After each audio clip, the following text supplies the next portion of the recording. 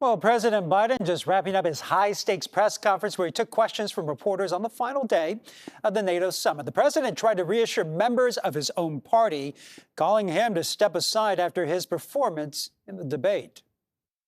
I'm just going to keep moving. And because, look, I got more work to do. We got more work to finish.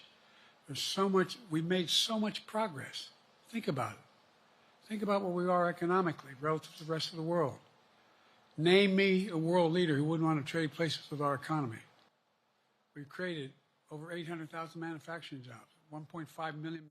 Joining us live now is Dr. Nolan Higdon from CSU East Bay. Thank you so much for joining us, Doctor. A big moment for the president. What was your reaction to the press conference? Do you feel like he did enough to lower the volume on the calls for him to step aside? Well, it doesn't appear so, as he already had another representative already in his own party come out of him, Jim Himes, who's the ranking Democrat on the Intel committee.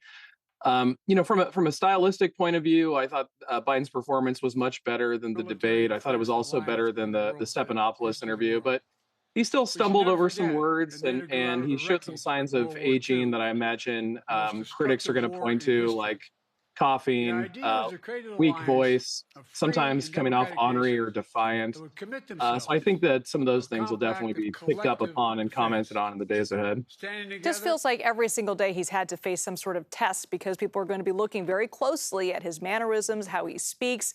How long, if he continues to stay in this race, how long do you think he's going to continue to be tested? It looks like for the foreseeable future. There was a brief period there a few days after the debate where he had really honed this message that he was staying in the race and it was over. And you saw a few Democrats start to quiet down, but that clearly went away late last week. And then Nancy Pelosi's comment yesterday seemed to give a lot of Democrats more opportunity to critique the president. So I think this fire is going to continue to come in.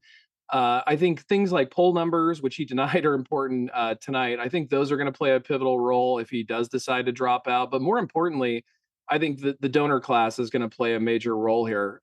Whether we like it or not, very wealthy people making donations play a critical role in electoral politics. And if Biden keeps alienating the George Clooney's or heirs to Disney and Walmart, it's going to be really difficult to make the case that he can even afford to run a campaign against someone like Donald Trump, who seems to have no problem fundraising at this point. That's important to remind our viewers. President Biden said multiple times tonight that he is not dropping out, that he is the nominee. But the New York Times is reporting that the Biden campaign is quietly testing the strength of Kamala Harris against Donald Trump, should she become the nominee. Now, if she does indeed become the nominee at the convention, she's only going to have 4 months to campaign. Could that help her, or is that going to be really difficult? I was sort of struck by this part of the press conference tonight. Biden, when he was asked why'd you pick Harris to VP? Would Harris be a great choice for the presidency? I thought he gave a pretty weak answer. He said basically she did well in the Senate, and I like how she's handled reproductive rights, but it was hardly a great endorsement. But if she does become the candidate, and this applies to anyone, not just her, it's going to be really difficult to launch a national campaign and have success. It would be pretty miraculous if someone has that short of a timeline and is able to build a message, build a donor base, and succeed. So I think it's an untenable position for whoever steps in there.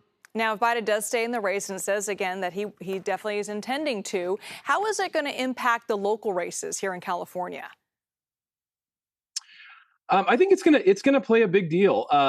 The top of the ticket does affect the so-called down ballot races. So if you're a representative or a senatorial candidate who's running with a D next to your name, you want as many Democratic voters to turn out as possible to vote for Biden, so they hopefully vote for you.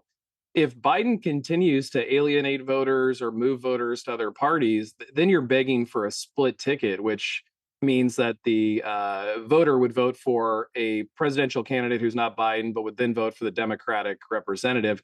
That's rarely happens in modern politics. The last 20 or 30 years, that rarely happens. So I think a lot of these people are very nervous that if Biden is doing poorly in the polls and fundraising, it's going to negatively affect them if they're a Democrat. Dr. Nolan Higdon from Cal State East Bay, thank you so much.